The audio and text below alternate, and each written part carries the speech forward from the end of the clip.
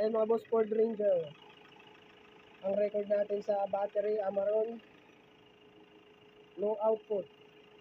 Check natin, dapat kasi yan, kapag nilagay natin ang tester, dapat yan kahit paano ay gumagalaw itong ating record dito ng ano. Yan, ito. Dapat yan at least kahit mga 13.5. Gagalaw dapat yan. So buhay ang makina, walang galaw yung ating metro.